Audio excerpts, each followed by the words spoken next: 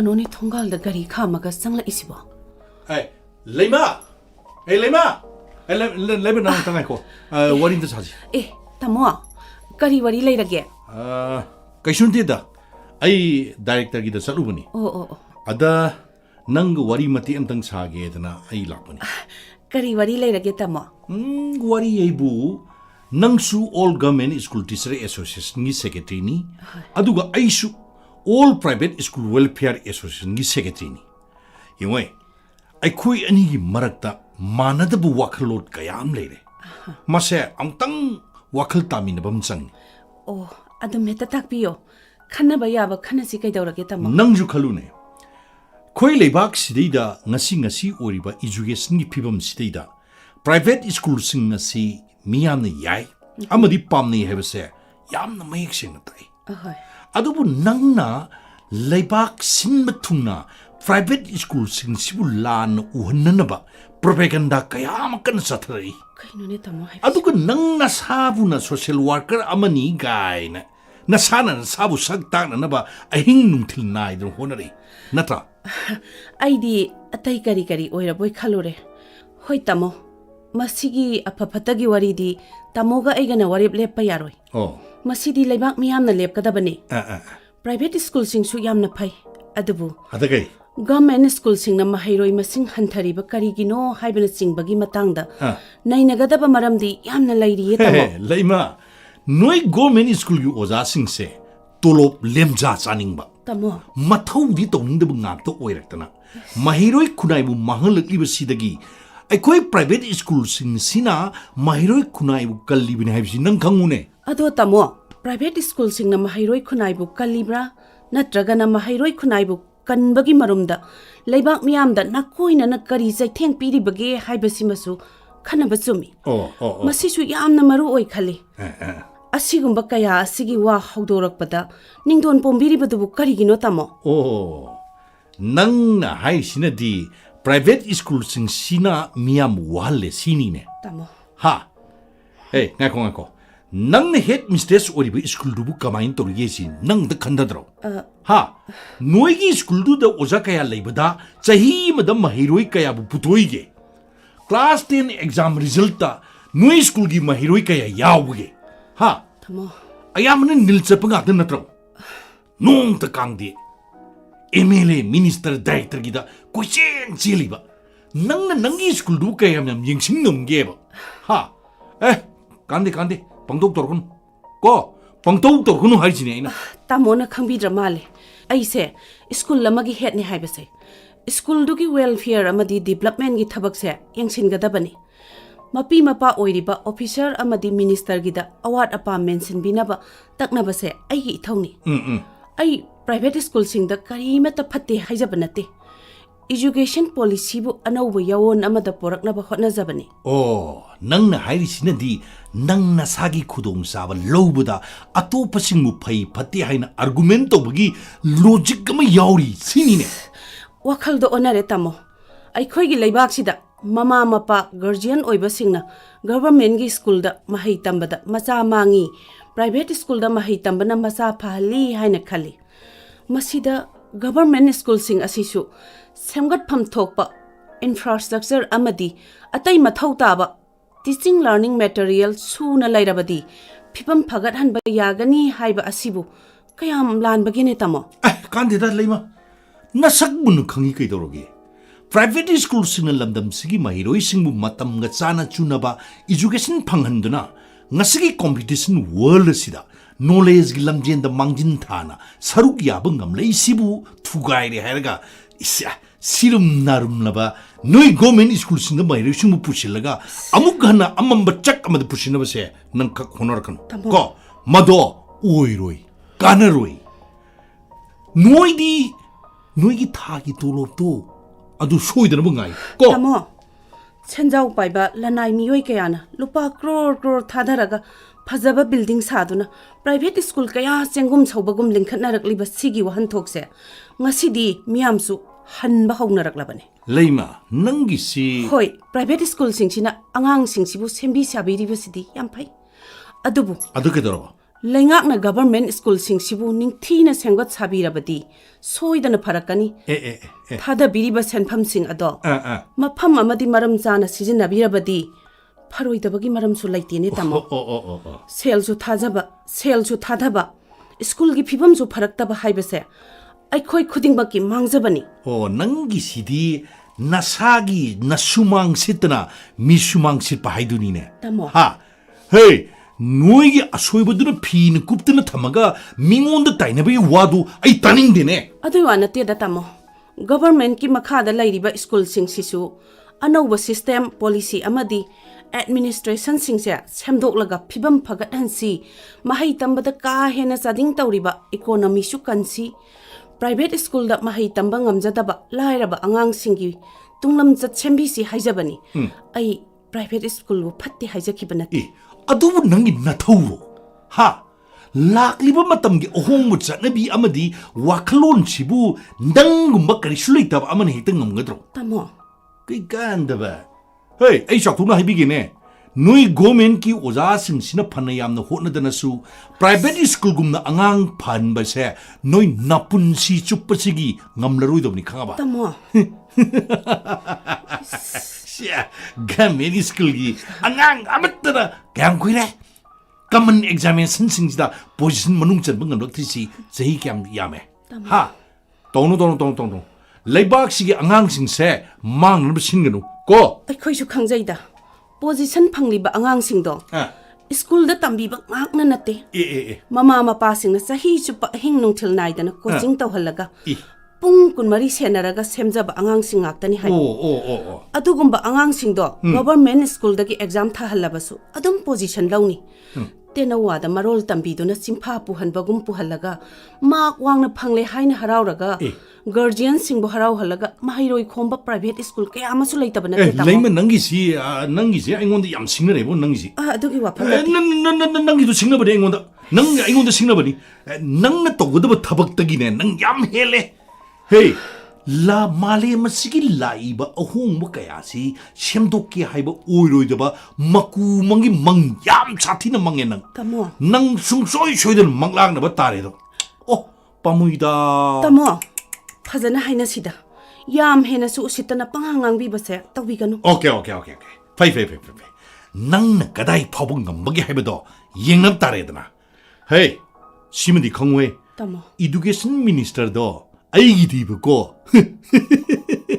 aigidi ibai ni ne ibai yare yengna education haibase khuna yamagi yanglen saruni hoine khangine adu soi khangine masi asian country sing na sothari base ai kai tawa western country sing na education da hana chawkhat ki badagini asuk thodang chaw khraba thabak amabu lairaba ina khunba naidana khuding makna chap manana phangminna ba hona mina si haibada yabi ningri basibu karigino mina tanari basi loksing singba mahi masin haibasi natro matuki chap mangal priba private school sing sibu nang achuk yamna yadri si karigi do haibani da tamo private school haibasi di sel tingba khaktagini tamo adugumna sel tingba ngamjadaba lairaba angang kayama lamdam sida lai haibase tamo khangbi drama lene namdrga tuksari dana adu yadene tamo kari yaro lairabadi mi natro makhoi gidi khunai sina mafam amatta laitrabro hey lari gai gi haiba darabdi ne afava school dum mahi tam taba ngamdra tu yadra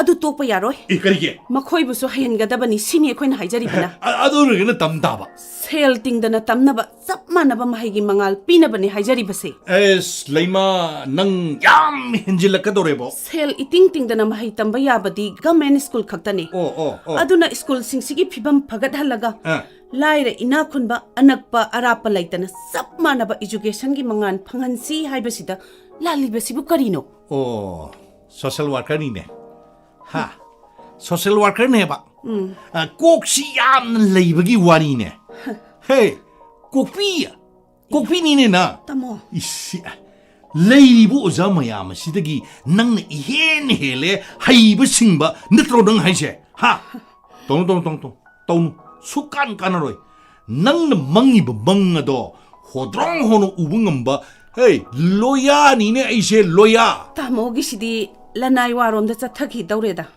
sati ai gisidi khanasi haijabani khanasi haiba nati khanu khanu noi oiroidaba apangma masin khanu adugane malem sida kari tauri min kari thakta leidi haibu ubungamdaba apangba noigi warep tuna leibak kunai da satnabadine khak yaroi aduga natik sunate ko aduga nangna ꯆꯠꯂꯤꯕ ꯊꯥꯡꯂꯤꯕ ꯈꯣꯡꯊꯥꯡꯗꯣ ꯃꯗꯨꯒꯤ ꯄꯟꯊꯨꯡ ꯀꯗꯥꯏꯗꯅꯣ ꯀꯔꯤ ꯑꯣꯏꯒꯗꯕꯅꯣ ꯍꯥꯏꯕꯗꯣ ꯑꯗꯨꯁꯨ ꯈꯟꯅꯧ ꯑꯩ ꯆꯠꯂꯦ ꯃꯈꯣꯏꯁꯤꯅꯅꯤꯀꯣ ꯂꯩꯕꯥꯛꯁꯤꯕꯨ ꯍꯨꯝꯅꯤꯡꯕ ꯃꯥꯏꯀꯩꯗ ꯍꯨꯝꯗꯨꯅ ꯄꯨꯔꯤꯕꯁꯦ ꯌꯦꯡꯅꯕ ꯇꯥꯔꯦꯗꯅ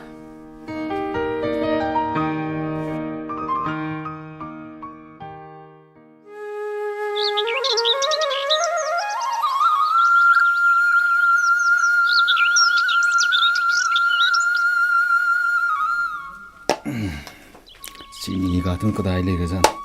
Işte yavrira. Sini sidam talayram din tawsi. As.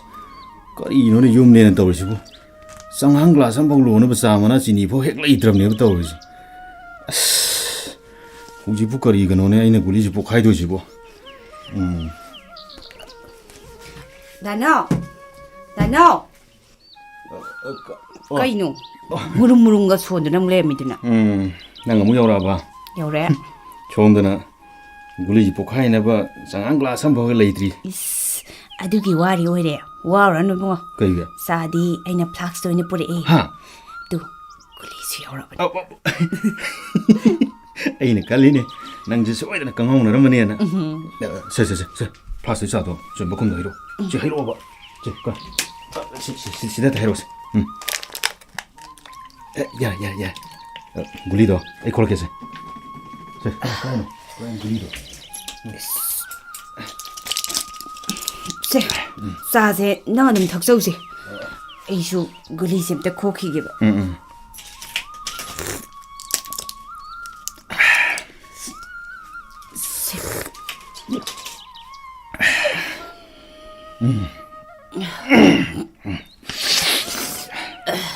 Omla. Nang mok theng naram dradi ai si on tong di luram gani. Ai koi di lai ramina yam wai. Noi di baba su director ni. Ai gi di siene wa jam sa mo wo si su school da gome mo ja sa ani khakta. Shatra di mayam. Oza mari mangani siene ni ega phom du thami. Moi sin di tolop sine. Sian loin pirim. Khaido khoga lemuri ba sian nido. Maduna di sana bau ko na bsan tia da. Aina jo yum ji lu pam ta lu le tre do. Sian de loin li bza. Ai je sum I kai ram ni ne. As adugi bu kem ta khalun se. Baba na ithan ni pokli se. Baba gi maran mathum mayam si ekhoi ni na tro. Ado, se. Hey, guli mu kuka do. Antalosin. Plastic ka sa ka dum tulusin lo. Ichela ni ko. Nanao Nanao Kaino na khoi ni na tawri do ba aina noi da madu thado hai khraba natro Nanao ise wa hai Se. Ipa ima masak khang haudrabani haiduna nangbu Ipa itol singsi macha singsiga mimana na ba haiduna isak pitingai dagi nangun namda poraga lekai gi thabak apang basuduna nangbu chaw noi ba yolakibane madugi lamalo nang nangasi oiri ba phiba masibo Tu ba.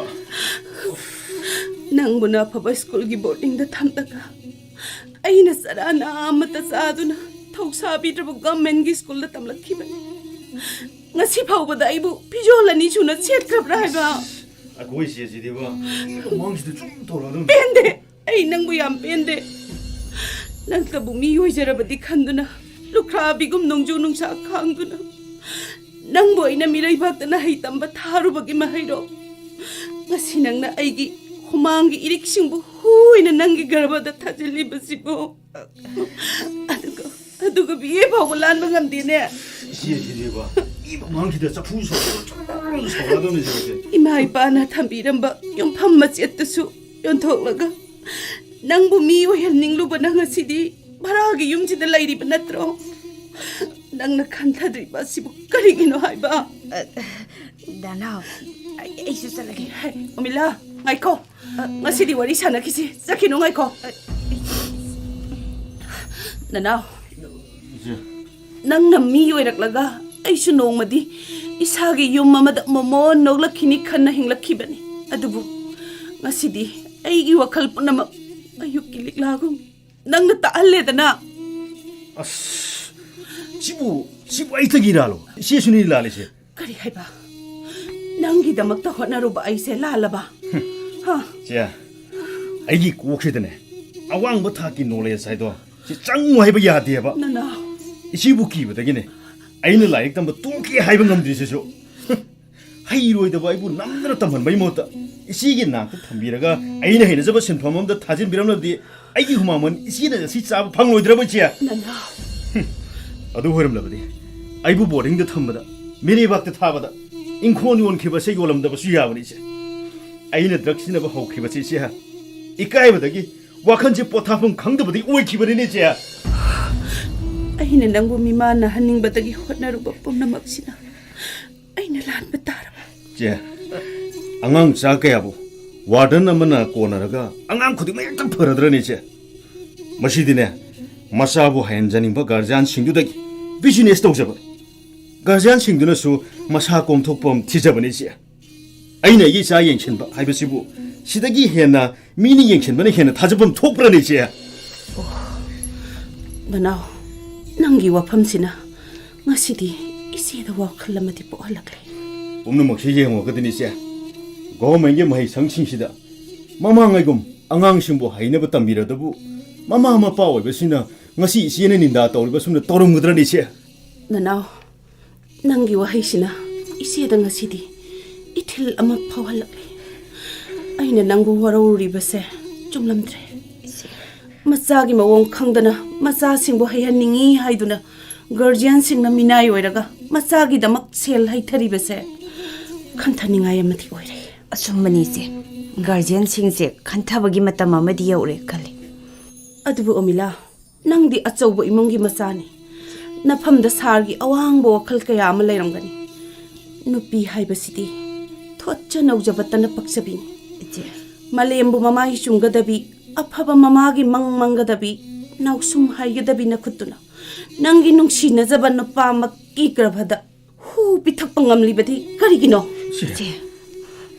ꯏꯆꯦ ꯅꯍꯥ ꯑꯣꯏꯔꯤꯉꯩꯒꯤ ꯄꯨꯟꯁꯤꯗꯤ ꯉꯥꯎꯖꯕꯇꯅ ꯄꯛꯆꯔꯕꯣꯏ ꯈꯟꯈꯤ ꯂꯥꯛꯁꯤꯟꯕꯤꯅꯤꯡꯉꯥꯏ ꯂꯩꯇꯕ ꯃꯤꯔꯝꯗꯨꯗ ꯁꯦꯜꯒꯤ ꯑꯋꯥꯠꯄ ꯈꯪꯍꯟꯗꯕꯅ ꯇꯨꯡꯒꯤ ꯄꯨꯟꯁꯤꯒꯤꯗꯃꯛ ꯀꯔꯤꯃꯠꯇ ꯈꯟꯊꯕ ꯉꯝꯈꯤꯗꯦ ꯑꯣꯃꯤꯂꯥ ꯑꯗꯨꯕꯨ ꯑꯃꯥꯡꯕ ꯂꯝꯕꯤꯔꯣꯝꯗ ꯑꯩ ꯈꯣꯡ ꯊꯥꯡꯖꯤꯜꯂꯦ ꯈꯪꯅ ꯈꯪꯅ ꯑꯩꯕꯨ ꯑꯩꯅ ꯂꯥꯟꯅ ꯄꯨꯔꯦ ꯈꯪꯅ ꯈꯪꯅ ꯐꯠꯇ꯭ꯔꯕ ꯂꯝꯕꯤꯁꯤꯗꯒꯤ ꯅꯥꯟꯊꯣꯛꯆꯕꯗꯤ ꯑꯗꯨꯃꯛ ꯉꯝꯗ꯭ꯔꯤꯁꯦ ꯑꯗꯨꯕꯨ ꯑꯐꯕ ꯅꯃꯥꯟꯅꯕꯤ ꯀꯌꯥ ꯑꯃꯁꯨ ꯌꯥꯎꯔꯝꯒꯅꯤ ꯃꯈꯣꯏꯗꯨꯒꯤ ꯐꯤꯗꯝꯕꯨ ꯂꯧꯗꯨꯅ ꯅꯁꯥꯕꯨ ꯂꯥꯛꯁꯤꯟꯖꯅꯕ ꯍꯣꯠꯅꯖꯕꯗꯤ ꯀꯔꯤꯒꯤ ꯉꯝꯗ꯭ꯔꯤꯕꯅꯣ ꯏꯆꯦ ꯅꯨꯡꯉꯥꯏꯊꯣꯛꯄ ꯄꯥꯡꯒꯟꯕ ꯅꯍꯥ ꯑꯣꯏꯔꯤꯉꯩꯒꯤ ꯄꯨꯟꯁꯤꯗ ꯂꯝꯖꯤꯡꯕꯤꯅꯕ ꯌꯥꯎꯗꯕ ꯃꯁꯥꯅ ꯃꯁꯥꯕꯨ ꯀꯟꯇ꯭ꯔꯣꯜ ꯉꯝꯖꯕ ꯏꯟꯈꯠꯂꯛꯂꯤꯕ ꯅꯍꯥꯁꯤꯡꯕꯨ ꯌꯥꯝꯂꯝꯒꯗ꯭ꯔꯅꯤ ꯏꯆꯦ ꯑꯩꯁꯨ ꯈꯟꯊꯕ ꯉꯝꯍꯧꯗꯕꯅꯤ ꯏꯆꯦ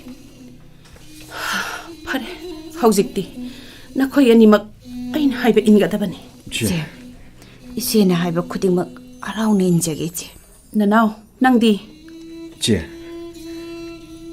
ꯑꯩ ꯏꯆꯦꯒꯤ ꯃꯐꯝꯗ ꯌꯥꯝ ꯂꯥꯜꯂꯦ ꯆꯦ ꯅꯅꯥꯎ ꯏꯆꯦꯅ ꯑꯩꯕꯨ ꯑꯐꯕ ꯂꯝꯕꯤ ꯑꯃꯗ ꯄꯨꯁꯤꯟꯕꯤꯗ꯭ꯔꯕꯗꯤ ꯑꯩꯒꯤ ꯂꯝꯕꯤꯁꯦ ꯂꯥꯜꯂꯦ ꯈꯪꯅ ꯈꯪꯅ ꯈꯣꯡꯐꯝꯁꯦ ꯍꯟꯗꯣꯛꯄ ꯉꯝꯗ꯭ꯔꯦ ꯏꯆꯦ ꯃꯤ ꯍꯥꯏꯕꯗꯨꯗꯤ ꯑꯗꯨꯝꯅ ꯈꯟꯊꯕ ꯉꯝꯒꯗꯕꯅꯤ ꯑꯩꯅ ꯅꯈꯣꯏꯕꯨ ꯑꯐꯕ ꯔꯤꯍꯦꯕꯤꯂꯤꯇꯦꯁꯟ ꯑꯃꯗ ꯑꯦꯗꯃꯤꯠ ꯇꯧꯒꯅꯤ ꯑꯩꯅꯁꯨ ꯅꯈꯣꯏꯗ ꯀꯥꯎꯟꯁꯤꯂꯤꯡ ꯄꯤꯒꯅꯤ ꯉꯁꯤꯗꯒꯤ ꯑꯩꯅ ꯍꯥꯏꯕ ꯋꯥ ꯈꯨꯗꯤꯡꯃꯛ ꯅꯈꯣꯏꯅ ꯉꯥꯛꯅ ꯆꯠꯀꯗꯕꯅꯤ ꯏꯆꯦ ꯏꯆꯦꯒꯤ ꯋꯥ ꯈꯨꯗꯤꯡꯃꯛ ꯏꯁꯣꯔꯃꯛꯀꯤ ꯌꯥꯊꯪꯅꯤ ꯈꯟꯅ ꯏꯟꯖꯒꯦ ꯏꯆꯦ ꯅꯅꯥꯎ ꯎꯃꯤꯂꯥ ꯏꯆꯦ ꯁꯔꯇꯤꯐꯤꯀꯦꯠ ꯋꯥꯡꯗ꯭ꯔꯕꯁꯨ ꯅꯣꯂꯦꯖ ꯋꯥꯡꯕꯗꯨꯅꯤ ꯃꯊꯧ ꯇꯥꯔꯤꯕꯁꯦ ꯃꯥꯏ ꯄꯥꯛꯄ ꯍꯥꯏꯕꯁꯦ ꯍꯣꯠꯅꯕꯒꯤ ꯃꯔꯨꯝꯗ ꯂꯩꯕꯅꯤ ꯏꯆꯦ ꯍꯧꯈꯤꯕ ꯃꯇꯝꯁꯤꯡꯗꯣ ꯍꯧꯖꯈ꯭ꯔꯁꯅꯨ ꯏꯆꯦ ꯂꯥꯛꯀꯗꯧꯔꯤꯕ ꯃꯇꯝꯁꯤꯡꯗ ꯄꯨꯟꯁꯤꯒꯤ ꯃꯃꯜꯕꯨ ꯈꯛ ꯀꯥꯎꯊꯣꯛꯂꯣꯏꯗꯕꯅꯤꯀꯣ 이제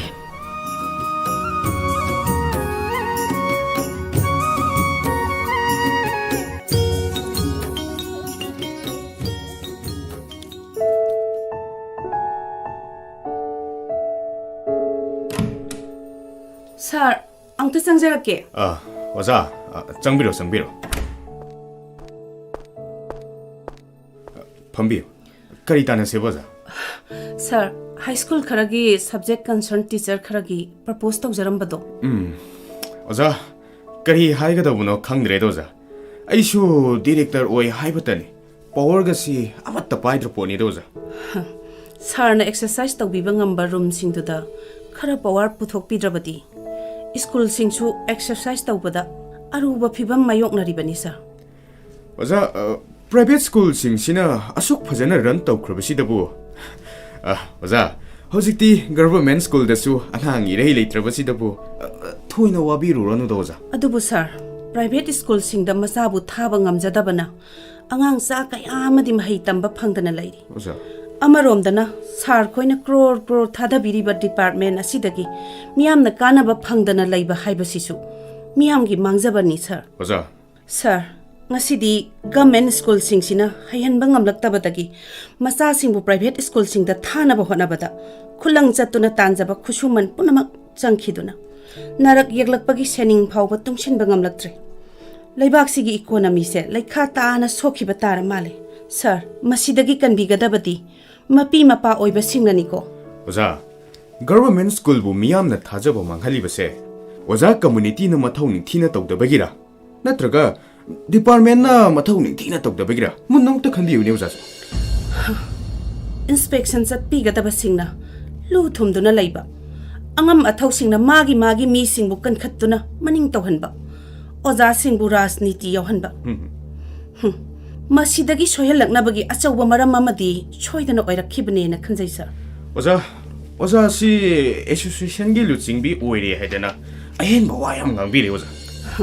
Sir, office asimaktadasu GPF lawnaba honabada kunlak kunthrarak la ali mayon lamgi school singdana oja thomjinduna thami khungangi school singdana oja tara laigadaba maphamda manga lai miyam kanana masa laire khairakani khanduna government gi school da thaningadori bano tangai phadana tamdaba yadabagi chara helaba masabu tamanba khakiwani sir. 오자 수 director gi sokrise amtang phambiraga khangani aine ngasi tawruni nongalaga mantri na ingonda muk thritan torokani aronba aphongba organization kayamana muk thritan torokani illaga na kari ha indraga na kari oigadoriba 오자 pangna ba athum laisida 오자.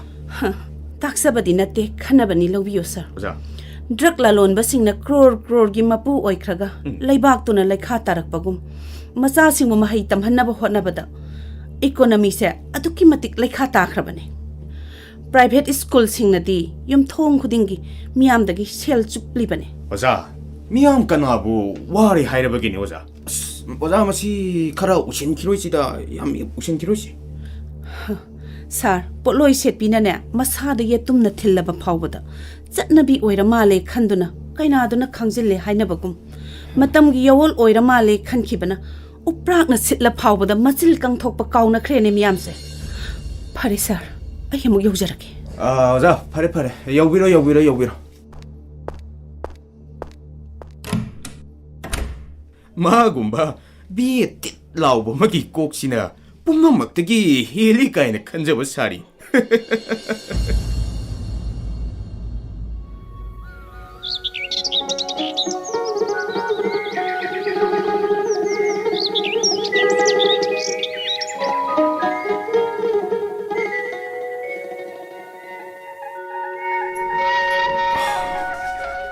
नुमिसिसु तासले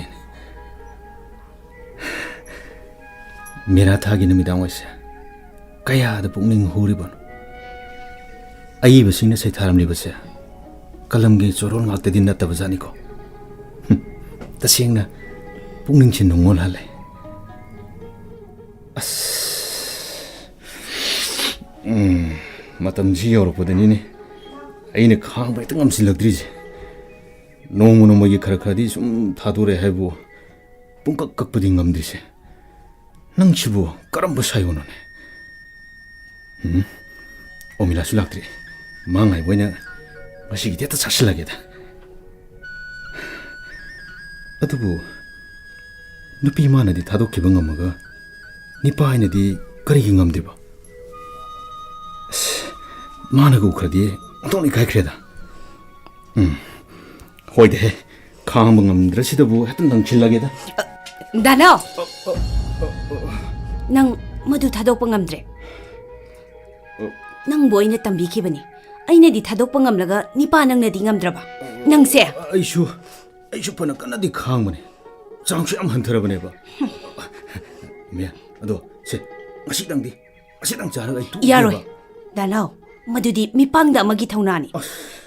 아이나 강리바시디 와람로이 하나 칸브로. 낭세.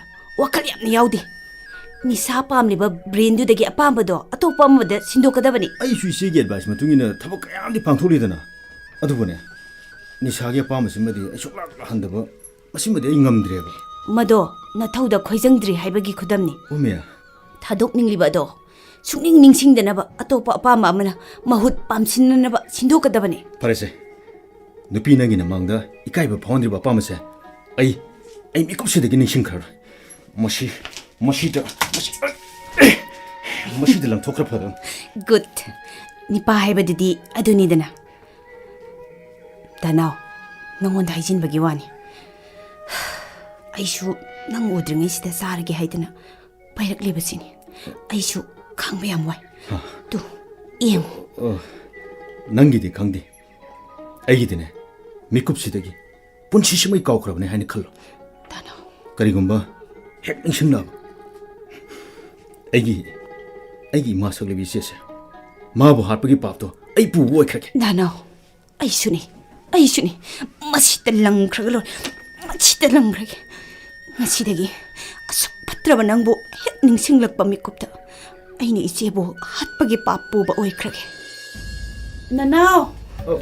오밀라. 이제 미 하이버시디 ngamge khanbado ngamgadabani. 이제 나코이나 아이기 뿜나막네. 이제 나코이 아이나 하이버 인gadabani ko. 이제 아이코이부 타자비요 아이코이기 와칼 아이코이기 분시 이시기니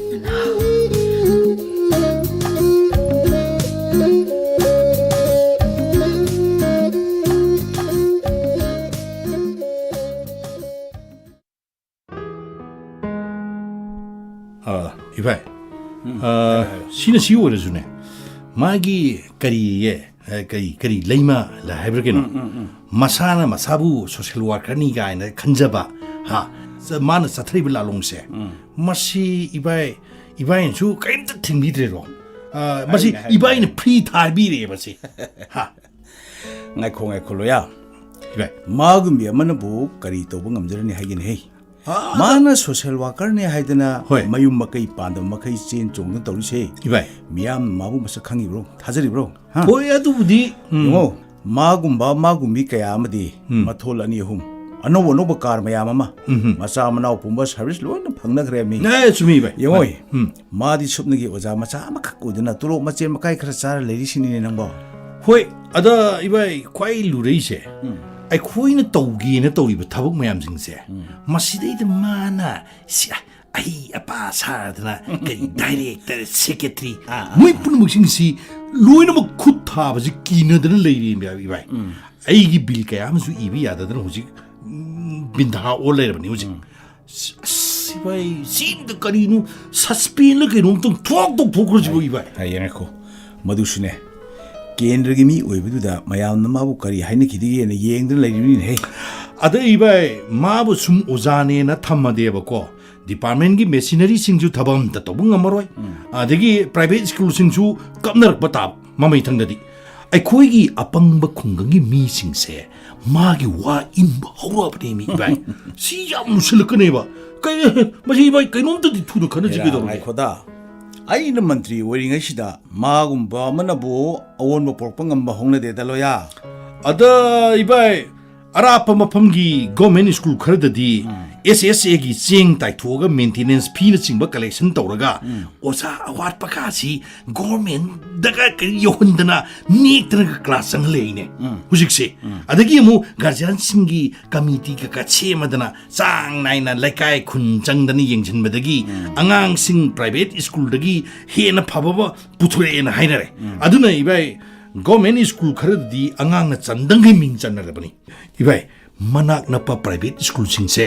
ꯑꯌꯥꯝꯕꯅ ꯁꯤꯟꯊꯅꯔꯛꯄ ꯌꯥꯎꯅꯔꯦꯕ ꯏꯕꯥꯏ ꯉꯥꯏꯈꯣ ꯂꯣꯌꯥ 이바이 ꯂꯂꯣꯟꯕ ꯍꯥꯏꯕꯁꯤꯗꯤꯅꯦ 이바이 ꯃꯇꯝ ꯄꯨꯝꯅꯃꯛꯇ ꯁꯨꯝ ꯀꯥꯟꯅꯗꯨꯅ ꯂꯩꯌꯨ ꯌꯥꯔꯣꯏ ꯍꯣꯏ ꯑꯗꯨꯕꯨꯗꯤ ꯆꯨꯝꯃꯤ ꯂꯩꯕꯥꯛ ꯄ꯭ꯔꯖꯥꯅ ꯄꯪꯂꯤꯉꯩꯗ ꯇꯥꯜꯍꯧꯕꯒꯤ ꯋꯥꯅꯤꯅꯦ ꯍꯣꯏ ꯏꯕꯥꯏ ꯌꯦꯡꯉꯣꯏ ꯅꯝꯕꯔ 4 ꯐꯥꯎꯕ ꯍꯧꯖꯤꯛꯇꯤ ꯀꯥꯟꯅꯕ ꯋꯥꯠꯂꯕꯅꯤ 이바이 ꯑꯩꯈꯣꯏꯒꯤ ꯄ꯭ꯔꯥꯏꯚꯦꯠ ꯁ꯭ꯀꯨꯜꯁꯤꯡꯗꯣ ꯌꯣꯟꯊꯣꯛꯅꯕ ꯍꯣꯠꯅꯍꯧꯁꯤꯀꯣ ꯇꯁꯦꯡꯅꯃꯛ ꯂꯩꯕꯥꯛ ꯃꯤꯌꯥꯝꯁꯤꯅ ꯚꯥꯞ ꯇꯥꯔꯕꯗꯤ ꯃꯆꯥ ꯃꯁꯨꯁꯤꯡ ꯑꯁꯤ ꯄ꯭ꯔꯥꯏꯚꯦꯠ ꯁ꯭ꯀꯨꯜꯗ ꯊꯥꯕꯗ ꯆꯪꯂꯤꯕ ꯁꯦꯜꯁꯤꯡ ꯑꯗꯨ 이바이 ꯈꯖꯤꯛꯇꯪ ꯑꯣꯏꯔꯕꯁꯨ ꯒꯥꯔꯖꯤꯌꯥꯟꯁꯤꯡ ꯑꯁꯤꯅ ꯄꯨꯟꯓꯜꯂꯦ ꯍꯥꯏꯔꯒ ꯑꯩꯈꯣꯏꯒꯤ ꯂꯩꯉꯥꯛꯀꯤ ꯁ꯭ꯀꯨꯜꯁꯤꯡꯁꯤꯒꯤ ꯑꯋꯥꯠ ꯑꯄꯥ ꯃꯦꯟꯈꯠꯂꯕꯗꯤ 이바이 ꯃꯆꯥ ꯃꯁꯨꯁꯤꯡꯁꯨ ꯆꯞ ꯆꯥꯅ ꯍꯩꯒꯅꯤ ꯑꯗꯨꯒ ꯃꯈꯣꯏꯒꯤ ꯁꯦꯜꯁꯨꯅꯦ ꯁꯔꯨꯛ ꯑꯍꯨꯝ ꯁꯦꯞ ꯇꯧꯒꯗꯧꯔꯤꯕꯅꯤꯅꯦ ꯂꯣꯌꯥ ꯆꯨꯝꯃꯤ ꯑꯗꯨꯕꯨꯗꯤ ꯆꯨꯝꯃꯤ 이바이 ꯑꯗ ꯂꯂꯣꯟꯕꯁꯤꯁꯨ 이바이 ꯂꯥꯂꯣꯡ ꯁꯤꯟꯕ ꯍꯩꯇ꯭ꯔꯗꯤ ꯀꯨꯝꯍꯩ ꯇꯥꯗꯧꯔꯤꯅꯤ ꯃꯥꯅꯤ ꯐꯔꯦ सीना सी वरे भाई आईगी बिल खरा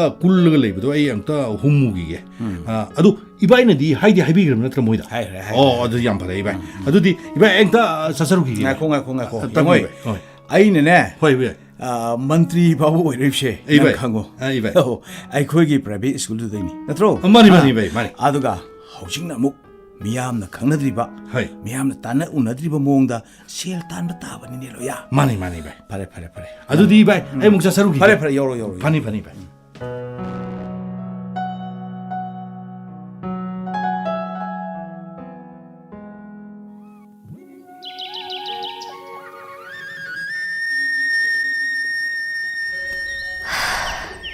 ꯁꯤꯡꯌꯥ ꯇꯝꯌꯥ ꯄꯠꯌꯥꯗꯅ ꯑꯁꯪꯕ ꯍꯅꯧꯁꯤꯡꯅ ꯐꯤꯗꯥꯒꯨꯝꯅ ꯁꯟꯗꯣꯛꯈ꯭ꯔꯤꯕ ꯁꯖꯤꯕꯨ ꯀꯥꯂꯦꯟꯒꯤ ꯂꯪꯗꯥꯏꯁꯤꯗ ꯂꯩꯆꯤꯟ ꯊꯥꯡꯂꯝꯕ ꯑꯇꯤꯌꯥꯁꯤꯗ ꯑꯃꯨꯕ ꯅꯣꯡꯍꯧ ꯑꯣꯏꯅ ꯄꯥꯏꯔꯛꯂꯤꯕꯁꯤ ꯎꯔꯒ ꯄꯨꯛꯅꯤꯡꯁꯤ ꯅꯉꯣꯟꯗ꯭ꯔꯗ ꯅꯥꯎ ꯃꯇꯝ ꯑꯃꯗ ꯁꯦꯅꯥꯏꯒꯤ ꯁꯃꯨꯗ꯭ꯔ ꯈꯣꯡꯕꯥꯟꯗ ꯂꯩꯂꯛꯈꯤꯕ ꯄꯨꯟꯁꯤꯒꯤ ꯅꯨꯡꯉꯥꯏꯕꯁꯤꯡꯗꯣ ꯍꯜꯂꯛꯂꯔꯣꯏꯀꯣ ꯑꯃꯨꯛ ꯃꯁꯤꯕꯨꯅꯦ ꯄꯨꯟꯁꯤ ꯍꯥꯏꯕꯁꯤꯗꯤ ꯃꯁꯤ ꯑꯣꯏꯔ ꯃꯥꯜ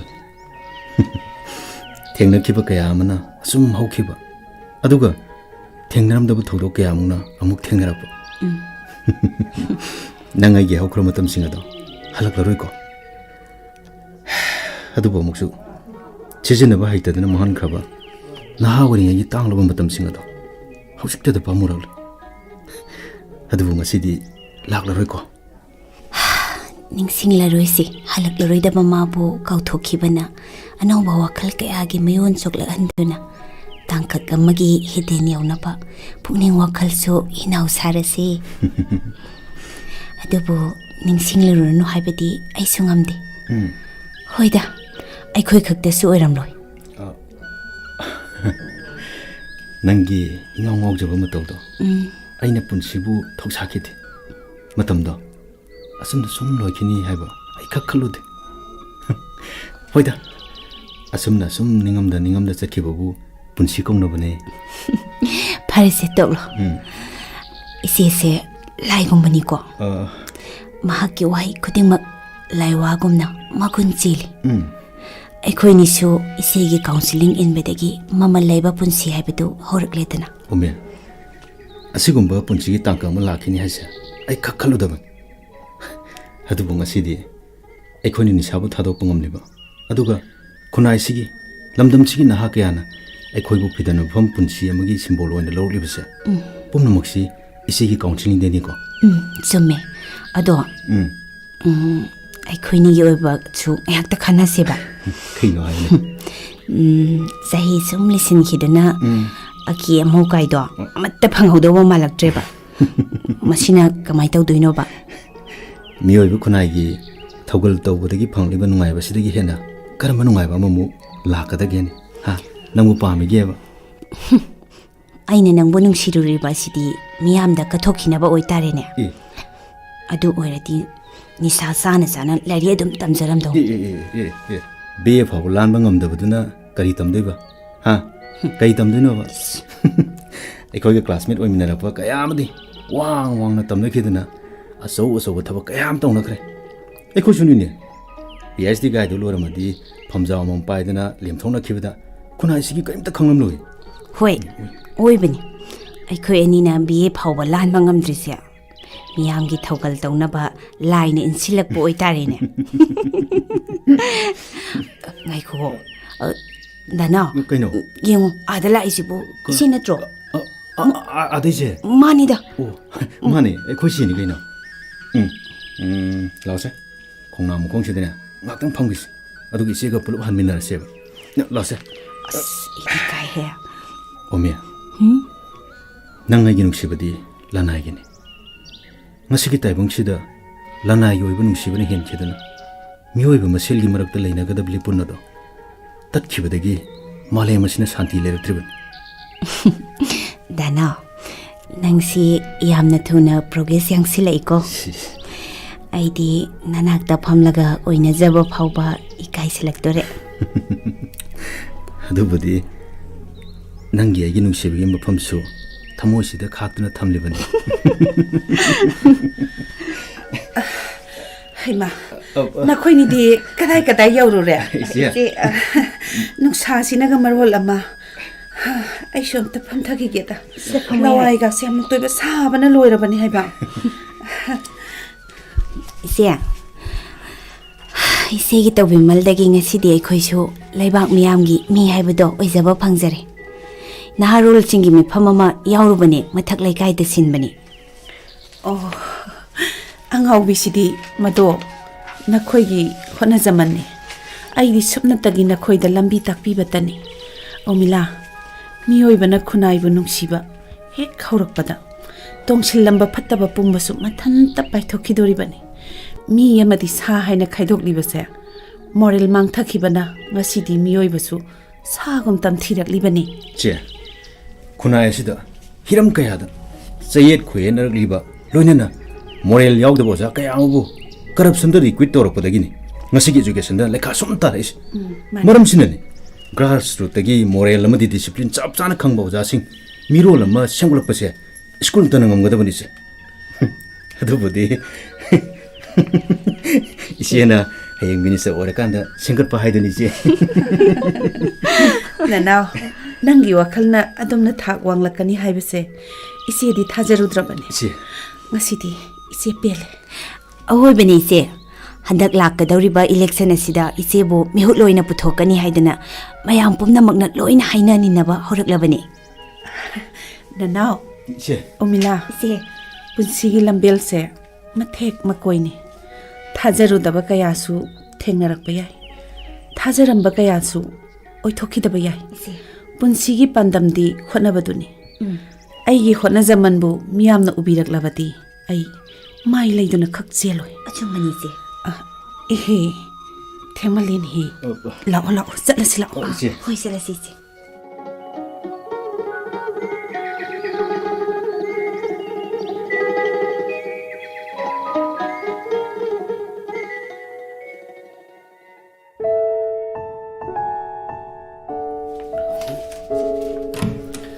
ꯁꯥꯔ ꯑꯃꯨꯛꯇ ꯆꯪꯖꯔꯛꯀꯦ ꯆꯪꯉꯣ ꯁꯥꯔꯅ ꯑꯩꯕꯨ ꯀꯧꯕꯤꯕꯕꯨ ꯅꯪꯒ ꯎꯅꯅꯤꯡꯕ ꯀꯨꯏꯔꯕꯅꯤ ꯉꯁꯤꯗꯤ ꯋꯥꯔꯤ ꯈꯔ ꯁꯥꯁꯤ ꯐꯝ ꯇꯥꯛꯄꯤꯌꯨ ꯁꯥꯔ ꯅꯪꯅ ꯄ꯭ꯔꯥꯏꯚꯦꯠ ꯁ꯭ꯀꯨꯜꯁꯤꯡꯒꯤ ꯃꯥꯌꯣꯛꯇ ꯋꯥꯔꯛꯁꯣꯞ ꯁꯦꯃꯤꯅꯥꯔ ꯀꯌꯥ ꯄꯥꯡꯊꯣꯛꯇꯨꯅ ꯂꯩꯕꯥꯛ ꯃꯤꯌꯥꯝ ꯃꯃꯥꯡꯗ ꯂꯥꯟꯅ ꯎꯍꯟꯅꯕ ꯍꯣꯠꯅꯔꯤꯕꯁꯤ ꯀꯔꯤꯒꯤꯅꯣ ꯂꯩꯕꯥꯛꯁꯤ ꯃꯥꯡꯍꯜꯂꯒꯦ ꯍꯥꯏꯔꯤꯕ꯭ꯔꯣ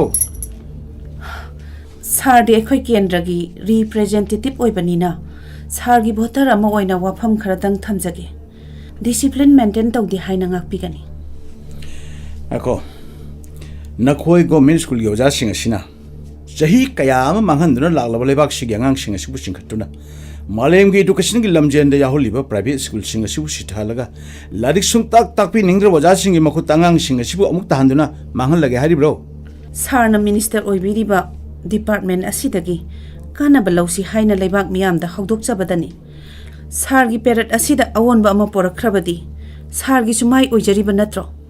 ꯑꯩ ꯄ꯭ꯔꯥꯏꯚꯦꯠ ꯁ꯭ꯀꯨꯜꯒꯤ ꯃꯥꯌꯣꯛꯇ ꯊꯕꯛ ꯑꯃꯠꯇ ꯇꯧꯖꯗꯦ, ꯑꯗꯨꯒ ꯍꯨꯟꯗꯨꯅꯁꯨ ꯉꯥꯡꯖꯗꯦ꯫ ꯍꯩ, ꯑꯋꯥꯠ ꯑꯄꯥ ꯁꯥꯗꯅ ꯌꯥꯝ ꯉꯥꯡꯒꯅꯨ, ꯈꯪꯕ꯭ꯔꯥ?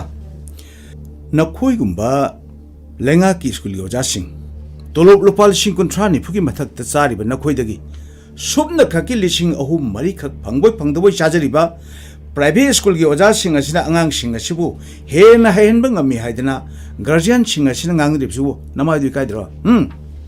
ꯅꯊꯧ ꯅꯤꯡꯊꯤꯅ ꯇꯧ ꯀꯣ, ꯅꯊꯧ ꯅꯤꯡꯊꯤꯅ ꯇꯧ꯫ ꯂꯩꯉꯥꯛꯀꯤ ꯁ꯭ꯀꯨꯜꯁꯤꯅꯦ ꯑꯉꯥꯡ ꯐꯖꯅ ꯍꯩꯍꯟꯕ ꯉꯝꯃꯤ ꯍꯥꯏꯕꯁꯦ ꯍꯦꯛ ꯎꯠꯄꯗ ꯀꯅꯥꯒꯤ ꯑꯣꯐꯤꯁꯥꯔ ꯈꯪꯗꯦ ꯑꯃ ꯈꯪꯗꯦ ꯃꯆꯥ ꯃꯁꯨꯁꯤꯡꯕꯨ ꯁꯦꯜ ꯇꯤꯡꯗꯅ ꯂꯥꯏꯔꯤꯛ ꯍꯩꯍꯟꯕ ꯉꯝꯃꯤ ꯍꯥꯏꯗꯅ ꯂꯣꯏꯅꯃꯛ ꯆꯪꯉꯛꯀꯗꯧꯔꯤꯕꯅꯤ, ꯚꯥꯞ ꯇꯥꯔꯕ? ꯁꯥꯔ, ꯃꯗꯨꯕꯨ ꯍꯟꯖꯤꯜꯂꯛꯅꯕ ꯍꯣꯠꯅꯕꯗ ꯃꯥꯡꯈ꯭ꯔꯤꯕ ꯑꯣꯖꯥꯁꯤꯡꯒꯤ ꯃꯣꯔꯦꯜ, ꯑꯣꯐꯤꯁꯤꯌꯦꯜꯁꯤꯡꯅ ꯁꯤꯟꯁꯤꯌꯔꯂꯤ ꯊꯕꯛ ꯇꯧꯔꯕꯗꯤ ꯑꯣꯖꯥ ꯀꯝꯃꯨꯅꯤꯇꯤꯁꯨ ꯗ꯭ꯌꯨꯇꯤ ꯈꯪꯗꯕ ꯍꯥꯏꯕ ꯑꯃ ꯌꯥꯔꯔꯣꯏ꯫ ꯑꯩ ꯆꯍꯤ ꯀꯌꯥꯗꯤ ꯁꯨꯔꯦ ꯂꯩꯉꯥꯛꯀꯤ ꯁ꯭ꯀꯨꯜꯅ ꯂꯩꯕꯥꯛꯁꯤꯡꯗ ꯄꯣꯖꯤꯁꯟ ꯆꯠꯂꯛꯇ꯭ꯔꯤꯕꯁꯦ? ꯂꯤꯁꯥꯡꯁꯤꯅ ꯅꯤꯜ ꯆꯠꯄ ꯁ꯭ꯀꯨꯜ ꯃꯁꯤꯡ ꯊꯤꯕ ꯉꯝꯂꯤꯕ꯭ꯔꯣ? ꯑꯗꯨꯒ ꯑꯗꯨ ꯁ꯭ꯀꯦꯜ ꯑꯗꯥ ꯁ꯭ꯀꯦꯜ, ꯅꯃꯥꯏꯗꯤ ꯀꯥꯏꯗ꯭ꯔꯣ?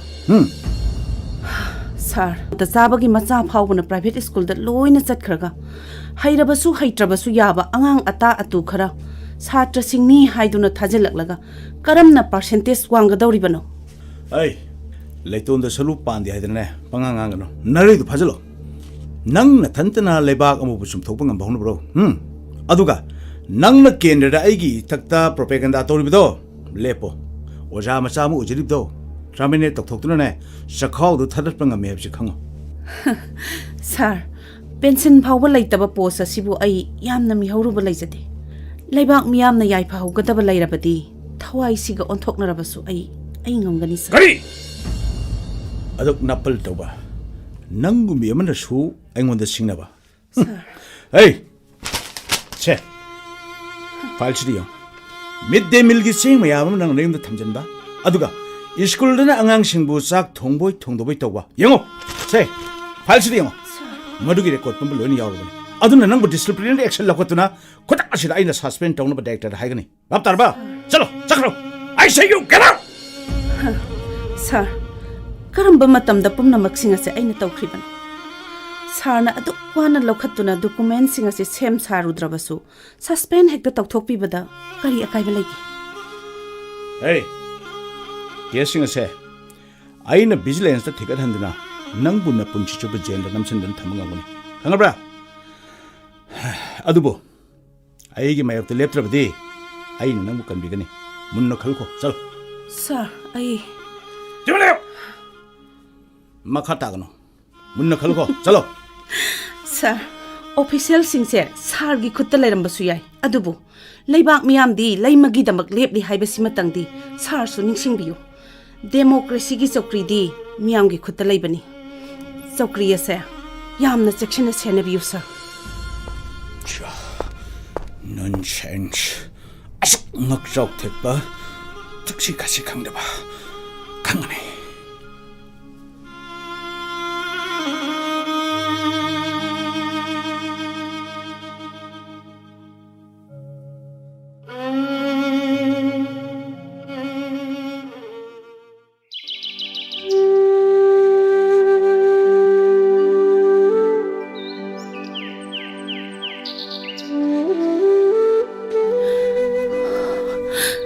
ꯍꯦ ꯑꯆꯨꯝꯕ, ꯅꯪꯒꯤ ꯃꯐꯝ ꯑꯁꯤꯕꯨ ꯉꯁꯤꯗꯤ ꯀꯗꯥꯏꯗ ꯂꯩꯈ꯭ꯔꯕꯒꯦ? ꯑꯉꯝ ꯁꯦꯠꯇꯨꯅ ꯆꯥꯅꯔꯕ, ꯑꯀꯟꯕ ꯑꯉꯝꯕꯁꯤꯡꯇꯅ ꯈꯨꯠꯂꯤꯡꯅꯔꯕ ꯉꯁꯤꯒꯤ ꯇꯥꯏꯕꯪꯁꯤꯗ ꯑꯆꯨꯝꯕ, ꯅꯪꯒꯤ ꯃꯐꯝꯁꯤꯕꯨ ꯀꯗꯥꯏꯗꯅꯣ? ꯃꯤꯑꯣꯏꯕ ꯈꯨꯟꯅꯥꯏꯁꯤꯒꯤꯗꯃꯛꯇ ꯑꯩꯅ ꯇꯧꯖꯅꯤꯡꯈꯤꯕ ꯑꯆꯨꯝꯕꯒꯤ ꯐꯤꯗꯝ ꯑꯃꯇꯪ ꯄꯨꯔꯛꯅꯤꯡꯂꯨꯕꯅ ꯂꯥꯡ ꯑꯣꯏꯗꯨꯅ ꯉꯁꯤꯗꯤ ꯑꯩꯕꯨ ꯀꯩꯁꯨꯝꯁꯪꯒꯤ ꯄꯣꯟ ꯃꯅꯨꯡꯁꯤꯗ ꯑꯩꯕꯨ ꯅꯝꯁꯤꯟꯗꯨꯅ ꯊꯝꯕꯤꯔꯤ꯫ ꯑꯩꯒꯤ ꯃꯃꯜ ꯌꯥꯎꯗ꯭ꯔꯕ ꯄꯨꯟꯁꯤ ꯑꯁꯤꯅ ꯀꯩꯁꯨꯝꯁꯪꯒꯤ ꯆꯦꯄꯜ ꯃꯅꯨꯡꯁꯤꯗ ꯂꯣꯝꯈꯤꯕꯗꯤ ꯑꯩ ꯄꯥꯝꯃꯨꯗꯦ,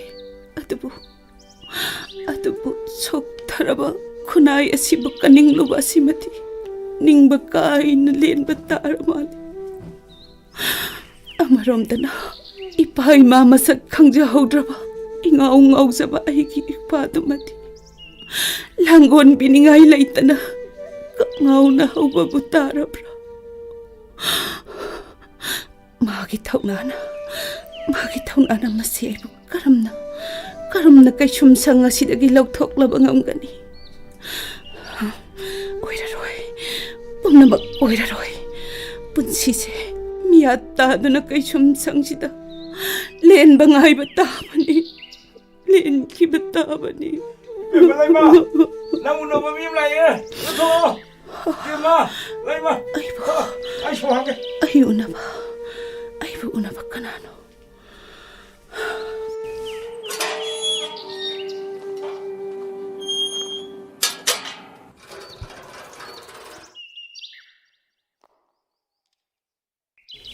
Ise. Umila. Ise. Nang laglibro? Ay lagli ise. Aikoy nanawdi kaday. Umila. Mahaksu. Masi aybu kahurabro. Ise. Aybu uningdraba jala. Ise. Ana lagdriba sibu karigino. Ise. Nanaw kasu tawde ko. Ise. Danaw kasu tawdi.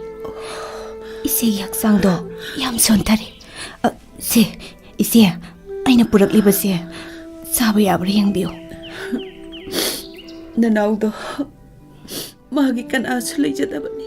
Nangna khara yingsanbiyo ko. Ise. Henjina khanjinbigano. Danaw do hayengi hearingi damak ukilo naba zatlawi. Aduna aina ise ginakta laklibani. Mana wajarudanabu kaitawni. Ise. Kathaidagi selna mana masi aibu kangadawribano. Ise. Selgi damaktadi kaisu khanbiruno. Miyam pumnamakna khainabadagi marang kaina lehawi. Kari haiba? Kendragi miyamna aigidamakta sel kaibiriba. Mani ise. Umila, masidane aina sarang manungsidagi isa panduna paithok ninglibase. Ise, aduga nungaiba paw amana. Isegi case file gi original documents indo. Makha taba investigation report ki collection tawnaba ekhoi baba gi custody da thatarapadagi aina huranduna mai thadokre. Original document amatta puthorak pangamlaroi. Aduna ise soidana jail dagi thoklagadabani. Nate, nangna tawribasing asibu karino? Khudong thiba pumnamak nakhoi gi babada loina tarani do. Ise, minister gi wa induna lanjadebi ise gi mathakta tariba awaba polum thongatliba mayam dubu bababu awa phamda takhibada aina nungaitaba pukluningai leibrani ise. Umila, nangi wakhalna maduba kyauraba. Ise, aigi ipadagidi khunai sina hena lutabrani ise. Umila, Amukshu baba gumba sama dagi ise gumbi amana hena mamal yami.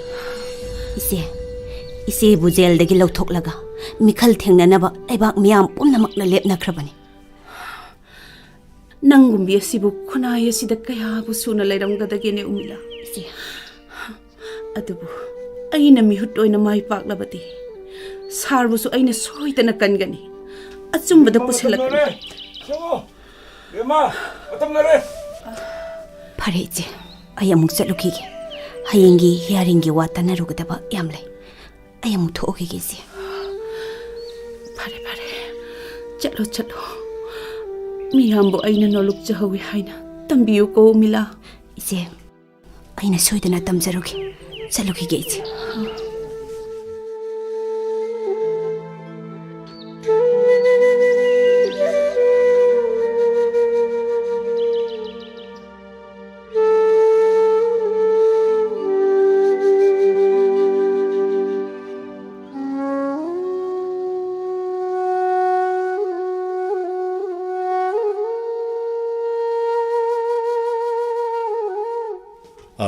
Ibai, lay madu ako'y constituency asigi miyam na jail dagi bill da lawthokre ne. Hoi, khangge loya. Mayam se. Ibai, Lai mina loina sumjin karar kanum tawre. Hadakte ay thajadre. Ibai, Ya, magumbi amagi makutta ay si maiti hordi adok na ngamroida. era askari na ko Ibai na marul ma atuk yam ꯌꯥꯝꯅ ꯄꯨꯛꯅꯤꯡ ꯍꯟꯊꯔꯤ ꯃꯔꯝ ꯀꯩꯒꯤꯅꯣ ꯏꯕꯥꯏ ꯅꯁꯦꯜ ꯂꯣꯌꯥ ꯂꯩꯔꯤꯁꯤꯗꯤ ꯅꯁꯦꯜ ꯂꯣꯌꯥ ꯂꯩꯔꯤꯉꯩꯒꯤ ꯃꯇꯝꯗꯅꯦ ꯃꯥꯒꯨꯝꯕꯤ ꯁꯤ ꯀꯩꯁꯨ ꯂꯩꯇꯕꯤ ꯍꯥꯏꯒꯦ ꯃꯥꯒꯤ ꯃꯈꯨꯠꯇ ꯏꯕꯥꯏꯅꯒ ꯃꯥꯏꯊꯤꯕ ꯍꯥꯏꯗꯨꯗꯤ ꯑꯁ ꯑꯣꯏꯊꯣꯛꯔꯣꯏꯗ ꯋꯥꯅꯤ ꯏꯕꯥꯏ ꯅꯪꯅꯗꯤ ꯑꯗꯨ ꯍꯥꯏꯔꯤꯕ ꯂꯣꯌꯥ ꯏꯕꯥꯏ ꯍꯥꯏꯇꯥꯕꯅꯤꯅꯦ ꯂꯩꯕꯥꯛ ꯃꯌꯥꯝꯅ ꯌꯥꯗ꯭ꯔꯗꯕꯨ ꯅꯪ ꯑꯩꯅ ꯀꯩꯗꯧꯗꯣꯏꯅꯣꯅꯦ ꯄꯨꯝꯅꯃꯛꯁꯦ 이봐 ꯑꯩ ꯈꯛꯇꯒꯤ ꯏꯔꯥꯜꯁꯤ ꯅꯠꯇꯦꯀꯣ ꯂꯣꯌꯥ ꯅꯠꯇꯦ ꯑꯩꯅ ꯆꯍꯤ 15 ꯃꯤꯌꯥꯝꯒꯤ ꯃꯤꯍꯨꯠ ꯑꯣꯏꯔꯛꯂꯤꯕꯁꯦ 이봐 ꯑꯩꯒꯤ ꯏꯔꯥꯏꯕꯛꯅꯅꯦ ꯍꯥꯏꯕꯁꯦ ꯑꯩ ꯃꯇꯝ ꯈꯔ ꯀꯥꯎꯔꯦ ꯑꯩꯒꯤ ꯋꯥꯀꯔꯁꯤꯡꯗ ꯌꯥꯝꯅ ꯊꯥꯖꯕ ꯊꯝꯃꯨꯏ ꯂꯣꯌꯥ 이봐 아두 이봐 레이마마디 마기 목파누파 나나오 아니 툭 파라가 부르가 미래 오이러로이나 마사기 사인 또비 포마 지능만도 로트는 옷나 hin가동니 봐 hin가동니 엠세 그리고 뭐나 사인 또고 셔야 돼 듬도 와 아두 이거 뭐 hin다 다브니 봐 그이노니 하이비 아두 불러야 아씨 봐 분노 먹싱세 아이 로이치는 게세 아이 로이치 아이 나신 레이디 그이도르게 아이 뚜비 이바이 뚜미나 레비 이바이 뚜미나 레비유 이바이 옌 레비 아이 독독이 ꯑꯩꯗꯤ ꯀꯌꯥ ꯌꯥꯅꯤꯡꯗꯦ ꯑꯗꯨꯕꯨ ꯃꯗꯨꯅ ꯍꯦꯟꯅ ꯑꯩꯈꯣꯏꯗ ꯈꯨꯗꯣꯡꯊꯤꯕ ꯊꯣꯛꯀꯗ꯭ꯔꯥ ꯍꯥꯏꯃꯤ ꯅꯪꯕꯣ 오호 이바이 아이나 실리세 시대이데 이바이 야다바 똑비가노 하바 에이 그리고 이바이는 마시디 야데드나 세 용 이바이 세히 트랑와 나트로 이바이는 파이리세 세히 트랑와지기 만ung들 레이기바 코이기 아소이바 마얌싱도 부톡부톡 떠나 보고 마마이 등데 이바이는 어압다 들이니 로야! 아세문이네 이바이 시 이바이 서구노바 서구는 뜻하는 제바 이바이 간데 미는 락서럽티바 로야니 이바이 미는 슈라락서바 야바 미는테 마금 미아마기 마쿠타 아코이 이바이나가 마이티바 하이브두데 나셀레기 마탐데 송가야로 해지네나 ꯐꯔꯦ ꯑꯗꯨꯕꯨ ꯆꯦꯛꯁꯤꯜꯂꯨ ꯂꯣꯌꯥ 이바이 ꯑꯩꯈꯣꯏꯅ ꯂꯣꯏꯅꯃꯛ ꯃꯥꯏ ꯄꯥꯛꯀꯅꯤ ꯍꯥꯏꯕꯗꯤꯅꯦ ꯃꯗꯣ ꯑꯣꯏꯊꯣꯛꯄ ꯌꯥꯔꯣꯏꯀꯣ 오이 어두부디 춤메 이바이 파레 이바이 얌 한데비가노 옌시 이바이 아코이 까리 또야기 하이브두디 아이고 칸지 나셀 로야니 이바이 나셀 로야 아이 잘해 이바이 चलो चलो चलो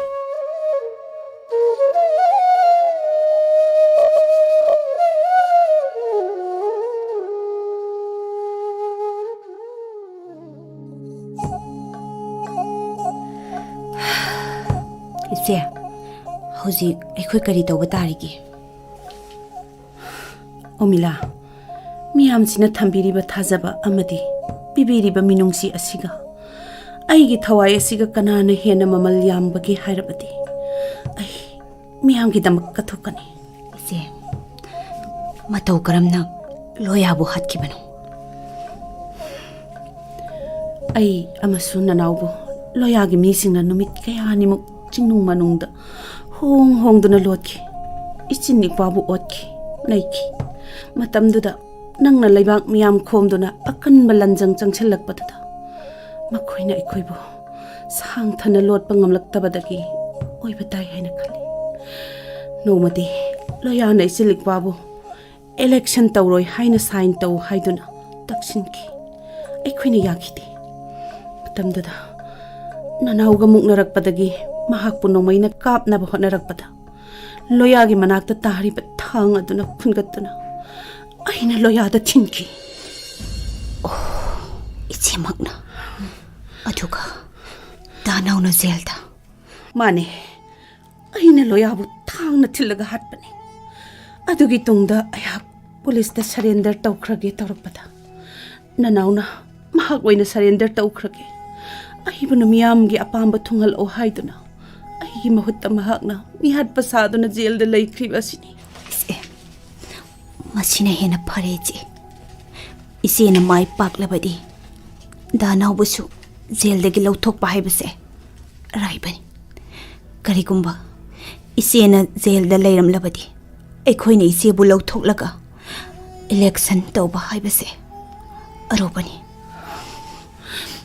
ꯃꯥꯅꯤ ꯎꯃꯤꯂꯥ ꯑꯗꯨꯝꯅ ꯈꯟꯕꯗꯒꯤꯅꯤ ꯏꯄꯪ ꯄꯪꯖꯕ ꯏꯄꯥꯗꯣ ꯃꯔꯥꯜ ꯊꯪꯖꯤꯟꯗꯨꯅ ꯑꯋꯥꯐꯝꯗ ꯏꯟꯁꯤꯟꯕꯤꯔꯤꯕꯁꯦ ꯏꯆꯦ ꯎꯃꯤꯂꯥ ꯃꯁꯤꯕꯨ ꯃꯄꯨ ꯃꯥꯅꯗꯤ ꯌꯥꯅꯤꯡꯂꯝꯒꯗ꯭ꯔꯅꯦ ꯏꯆꯦ ꯏꯆꯦꯅ ꯍꯥꯏꯈꯤꯕꯗꯥꯏꯅꯦ ꯄꯨꯟꯁꯤ ꯂꯝꯕꯦꯜꯗꯤ ꯃꯊꯦꯛ ꯃꯀꯣꯏꯅꯤ ꯍꯥꯏꯅ ꯀꯔꯤꯃꯠꯇ ꯈꯟꯖꯤꯟꯕꯤꯒꯅꯨ ꯏꯆꯦ ꯃꯤꯌꯥꯝꯅ ꯄꯦꯟꯈꯤꯅꯕꯇ ꯍꯣꯠꯅꯕꯤꯌꯨ ꯗꯥꯅꯥꯎꯁꯨ ꯅꯣꯡꯃꯗꯤ ꯁꯣꯏꯗꯅ ꯖꯦꯜꯗꯒꯤ ꯊꯣꯛꯂꯛꯈꯤꯅꯤꯗꯅ.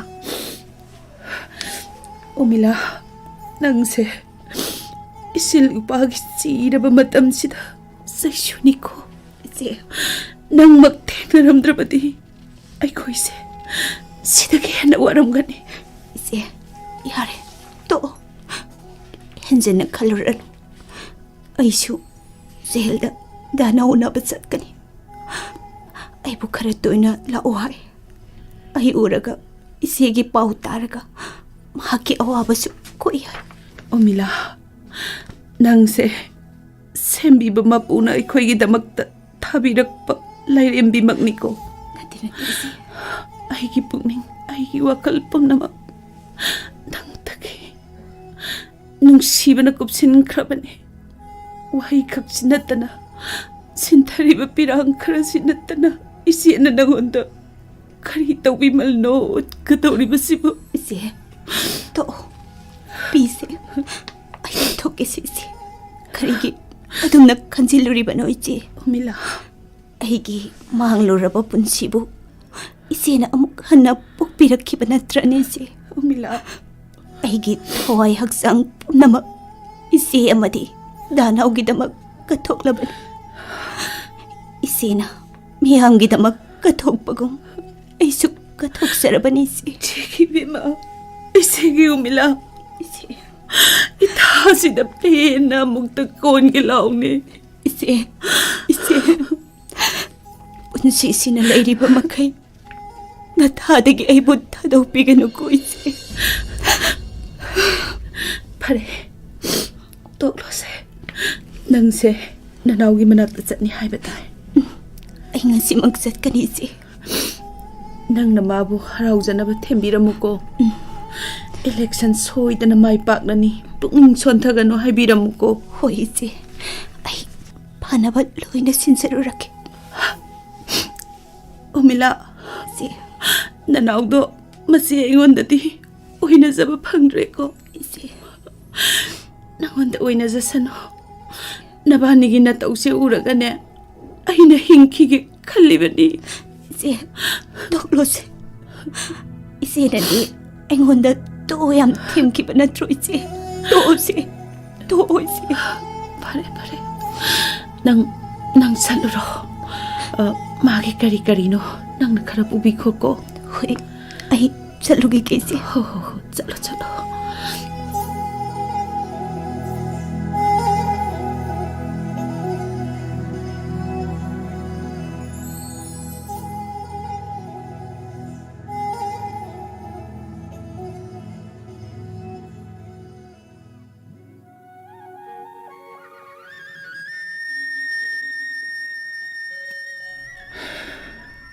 어밀라, 이시에나 하이키바 분시 람변데 마틱 마코니 하이바도 ngasi디 좀 라리고 그리고바 아이는 미야따두나 그심 상시데 사항나 분시 렌크바데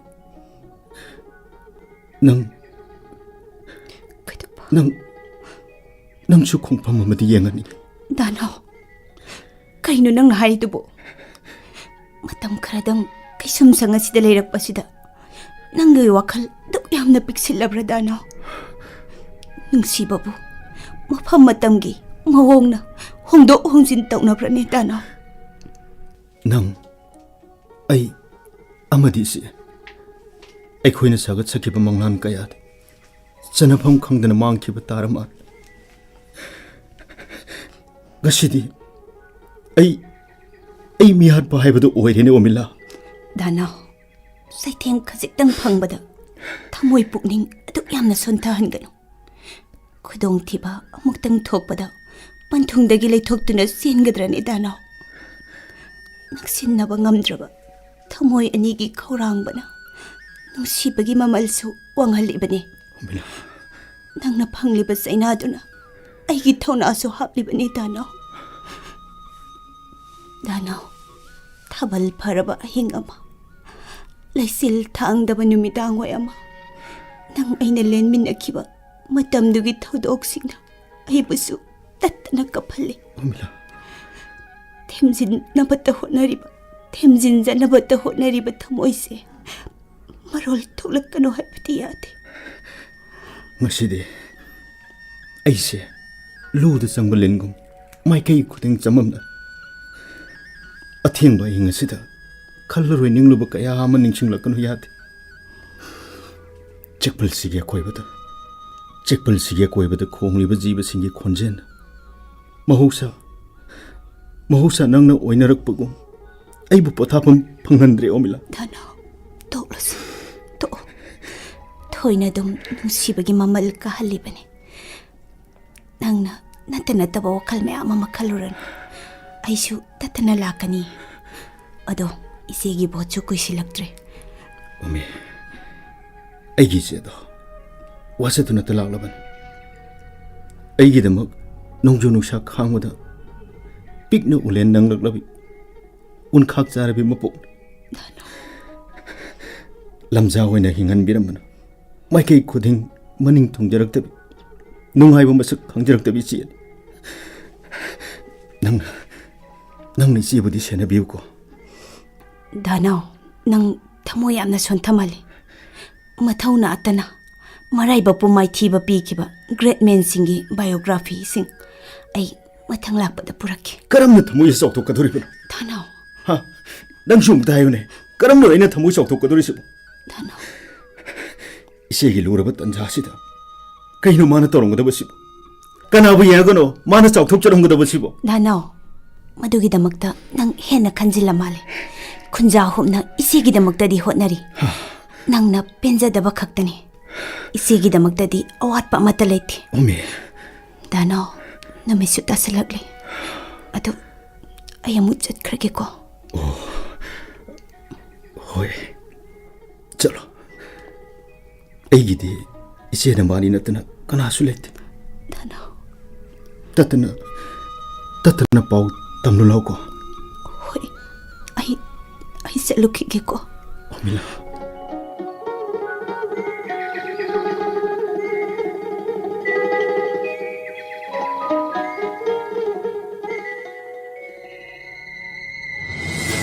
ꯍꯧꯖꯤꯛ ꯅꯨꯃꯤꯗꯥꯡꯒꯤ ꯄꯨꯡ 9 ꯇꯥꯈꯤꯕꯒ ꯂꯣꯏꯅꯅ ꯃꯅꯤꯄꯨꯔꯤꯗ ꯃꯔꯨꯑꯣꯏꯕ ꯄꯥꯎ ꯄꯤꯖꯔꯤ ꯃꯅꯤꯄꯨꯔ ꯌꯥꯎꯅ ꯍꯧꯈꯤꯕ ꯑꯦꯄ꯭ꯔꯤꯜꯒꯤ ꯇꯥꯡ 10ꯗ ꯂꯩꯕꯥꯛ ꯑꯁꯤꯒꯤ ꯇꯣꯉꯥꯟꯕ ꯁ꯭ꯇꯦꯠꯁꯤꯡꯗ ꯄꯥꯡꯊꯣꯛꯅꯈꯤꯕ 12 ꯁꯨꯕ ꯕꯤꯙꯥꯟ ꯁꯚꯥ ꯃꯤꯈꯜꯒꯤ ꯚꯣꯠ ꯃꯁꯤꯡ ꯍꯧꯖꯤꯛ ꯀꯟꯅ ꯊꯤꯔꯤ ꯃꯅꯤꯄꯨꯔꯒꯤ ꯑꯣꯏꯅꯁꯨ ꯍꯧꯖꯤꯛ ꯚꯣꯠ ꯊꯤꯕ ꯂꯣꯏꯒꯗꯕ ꯀꯦꯟꯗ꯭ꯔ ꯑꯅꯤꯈꯛꯇ ꯉꯥꯏꯔꯕꯅꯤ ꯂꯝꯗꯝꯁꯤꯗ ꯁꯥꯏꯟꯁ ꯑꯦꯟड ꯇꯦꯛꯅꯣꯂꯣꯖꯤꯒꯤ ꯂꯝꯗ ꯍꯦꯟꯅ ꯈꯨꯃꯥꯡ ꯆꯥꯎꯁꯤꯟꯅ ꯆꯠꯃꯤꯟꯅꯁꯤ ꯍꯥꯏꯕ ꯇꯥꯔꯒꯗꯤ ꯏꯟꯈꯠꯂꯛꯂꯤꯕ ꯃꯍꯩꯔꯣꯏꯁꯤꯡꯕꯨ ꯃꯈꯣꯡ ꯁꯦꯡꯅ ꯁꯦꯝꯕꯤꯕ ꯃꯊꯧ ꯇꯥꯏ ꯍꯥꯏꯅ ꯚꯥꯔꯠꯀꯤ ꯁꯤꯛꯁꯥ ꯃꯟꯇ꯭ꯔꯤ ꯔꯥꯃꯦꯁ ꯄꯣꯈ꯭ꯔꯤꯌꯥꯜꯅ ꯉꯁꯤ ꯄꯥꯎꯒꯤ ꯃꯤꯐꯝ ꯑꯃꯗ ꯐꯣꯡꯗꯣꯛꯈ꯭ꯔꯦ ꯍꯛꯆꯥꯡ ꯐꯕ ꯍꯥꯏꯕꯁꯤꯅ ꯑꯁꯦꯡꯕ ꯂꯟꯅꯤ ꯅꯥꯗ꯭ꯔꯤꯉꯩ ꯆꯦꯛꯁꯤꯟꯕ ꯍꯥꯏꯕꯁꯤꯅ ꯈ꯭ꯋꯥꯏꯗꯒꯤ ꯐꯩ ꯍꯧꯖꯤꯛꯀꯤ ꯃꯇꯝꯗ ꯊꯣꯛꯂꯛꯂꯤꯕ ꯂꯥꯏꯅꯥ ꯂꯥꯏꯆꯠꯁꯤꯡ ꯑꯁꯤꯗꯒꯤ ꯉꯥꯛꯊꯣꯛꯅꯅꯕꯒꯤꯗꯃꯛ ꯍꯣꯠꯅꯃꯤꯟꯅꯁꯤ ꯍꯥꯏꯅ union minister of health and family welfare doctor ꯍꯔꯁꯕꯔꯙꯟꯅ ꯉꯁꯤ ꯐꯣꯡꯗꯣꯛꯈ꯭ꯔꯦ ꯑꯃꯗꯤ ꯂꯣꯏꯁꯤꯜꯂꯛꯄꯗ ꯍꯧꯖꯤꯛꯇ ꯐꯪꯕ ꯄꯥꯎ ꯑꯃꯅ ꯍꯧꯖꯤꯛ ꯉꯥꯏꯍꯥꯛꯀꯤ ꯃꯃꯥꯡꯗ ꯊꯤꯕ ꯂꯣꯏꯁꯤꯟꯈ꯭ꯔꯕ ꯍꯥꯟꯅꯒꯤ ꯑꯦꯖꯨꯀꯦꯁꯟ ꯃꯤꯅꯤꯁꯇꯔ ꯐꯦꯔꯦꯞꯄꯒꯤ ꯀꯦꯟꯗ꯭ꯔꯒꯤ ꯑꯣꯏꯅ ꯅꯧꯅ ꯃꯤꯔꯦꯞ ꯑꯣꯏꯅ ꯆꯣꯡꯊꯣꯔꯛꯂꯤꯕꯤ ꯂꯩꯃꯅ ꯍꯥꯟꯅꯒꯤ ꯑꯦꯖꯨꯀꯦꯁꯟ ꯃꯤꯅꯤꯁꯇꯔ ꯐꯦꯔꯦꯞꯄꯕꯨ ꯚꯣꯠ ꯃꯁꯤꯡ 1,100 ꯍꯦꯟꯗꯨꯅ ꯃꯥꯏꯊꯤꯕ ꯄꯤꯈ꯭ꯔꯦ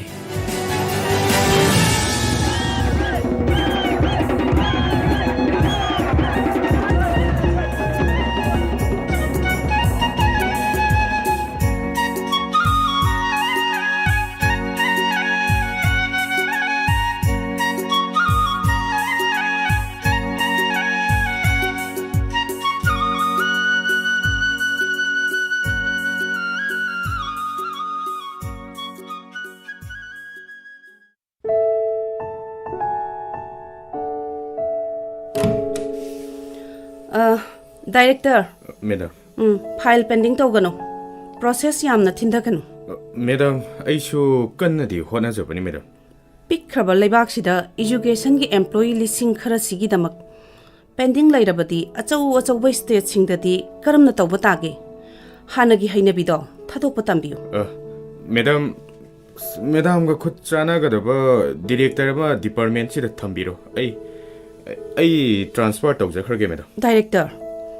ꯗꯥꯏꯔꯦꯛꯇꯔꯅ ꯁꯣꯏꯈ꯭ꯔꯤꯕ ꯃꯌꯥꯝꯁꯦ ꯁꯦꯝꯖꯤꯟꯃꯤꯟꯅꯈꯤꯁꯤ Madam. ꯇ꯭ꯔꯥꯟꯁꯐꯔ ꯆꯠꯈꯤꯕꯁꯨ ꯌꯥꯔꯣꯏ ꯄꯦꯟꯁꯤꯟ ꯂꯧꯈꯤꯕꯁꯨ ꯌꯥꯔꯣꯏ Madamꯒꯤ ꯋꯥꯇꯥꯁꯤꯗꯤ ꯑꯩꯁꯨ IAS ꯅꯤꯅꯦ ꯃꯦꯗꯥꯝ ꯑꯩ ꯈꯪꯉꯤ ꯃꯦꯗꯥꯝ ꯈꯛꯇꯒꯤ ꯈꯨꯠꯇꯁꯨ ꯂꯩꯇꯦ ꯍꯥꯏꯔꯤꯕ ꯍꯛꯅꯁꯨ ꯑꯃꯨꯛ ꯄꯤꯒꯅꯨꯗ ꯃꯦꯗꯥꯝ ꯗꯥꯏꯔꯦꯛꯇꯔ ꯀꯦꯁꯦꯠ ꯑꯁꯤ ꯌꯦꯡꯕꯤꯌꯨ ꯀꯔꯤꯅꯣ ꯀꯦꯁꯦꯠ ꯑꯁꯤꯕꯨ ꯅꯠꯇꯦ ꯃꯦꯗꯥꯝ ꯀꯦꯁꯦꯠ ꯑꯁꯤ ꯃꯅꯨꯡꯗ ꯀꯔꯤ ꯌꯥꯎꯔꯤꯕꯅꯣ ꯃꯦꯗꯥꯝ ꯗꯥꯏꯔꯦꯛꯇꯔꯕꯨ ꯑꯩꯅ 15 ꯗꯦꯖꯀꯤ ꯇꯨꯔ ꯄ꯭ꯔꯣꯒ꯭राꯝ ꯄꯤꯊꯣꯛꯇꯨꯅ ꯆꯠꯈ꯭ꯔꯤꯉꯩꯗ ꯑꯣꯐꯤꯁꯇ ꯂꯩꯕ ꯑꯩꯅ ꯆꯤꯡꯅꯕ ꯐꯥꯏꯜ ꯄꯨꯝꯅꯃꯛ ꯀꯦꯁꯦꯠ ꯑꯁꯤꯗ ꯂꯣꯏꯅ ꯆꯥꯛꯁꯤꯟꯈ꯭ꯔꯕꯅꯤ ꯑꯗꯣꯝꯕꯨ ꯑꯩꯅ ꯁꯁꯄꯦꯟ ꯇꯧꯕ ꯍꯦꯛꯇ ꯉꯝꯗ꯭ꯔꯕꯁꯨ ꯅꯄꯨꯟꯁꯤ ꯆꯨꯞꯄ ꯖꯦꯜꯗ ꯅꯝꯁꯤꯟꯗꯨꯅ ꯊꯝꯕꯗꯤ ꯀꯦꯁꯦꯠ ꯑꯁꯤꯒꯤ ꯃꯇꯦꯡꯗꯒꯤ ꯉꯝꯒꯅꯤ ꯃꯦꯗꯥꯝ ꯇꯧꯒꯅꯨ ꯑꯁꯣꯏꯕ ꯄꯨꯝꯅꯃꯛ ꯈꯪꯂꯤꯕ ꯅꯪꯅ ꯆꯨꯝꯊꯣꯛꯃꯤꯟꯅꯗꯨꯅ ꯗꯤꯄꯥꯔꯠꯃꯦꯟ ꯑꯁꯦ ꯁꯦꯝꯒꯠꯃꯤꯟꯅꯁꯤ ꯑꯩ ꯅꯉꯣꯟꯗ ꯍꯧꯈꯤꯕ ꯑꯦꯛꯁꯟꯗꯣ ꯀꯔꯤꯝꯇ ꯂꯧꯔꯣꯏ ꯐꯒꯅꯤ ꯃꯦꯗꯥꯝ ꯑꯩ ꯀꯟꯅ ꯍꯣꯠꯅꯖꯒꯦ ꯑꯗꯣ ꯃꯦꯗꯥꯝꯅ ꯄ꯭ꯔꯥꯏꯚꯦꯠ ꯁ꯭ꯀꯨꯜꯁꯤꯡꯁꯤꯕꯨ ꯑꯁꯨꯛ ꯇꯥꯊꯤꯔꯤꯕꯁꯤꯕꯨ ꯀꯔꯤꯒꯤꯅꯣ ꯃꯦꯗꯥꯝ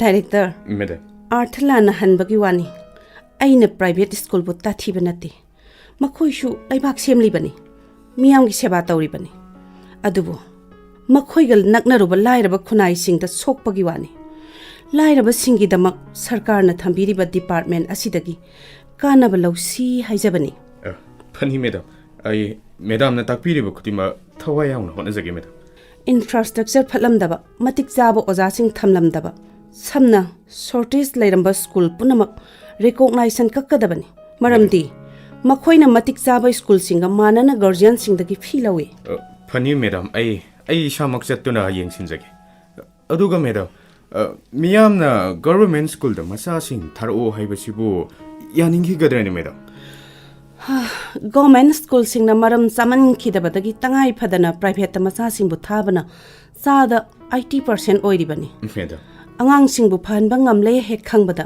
ꯁꯣꯏꯗꯅ ꯊꯥꯔꯛꯀꯅꯤ ꯑꯗꯨꯗꯤ ꯃꯦꯗꯥꯝ ꯒꯚꯔꯟꯃꯦꯟꯠ ꯁ꯭ꯀꯨꯜꯁꯤꯡꯁꯤꯒꯤꯗꯃꯛꯇꯗꯤ ꯃꯦꯗꯥꯝꯅ ꯀꯔꯤ ꯁ꯭ꯇꯦꯞꯇꯤ ꯂꯧꯈꯠꯄꯤꯒꯗꯧꯔꯤ ꯃꯦꯗꯥꯝ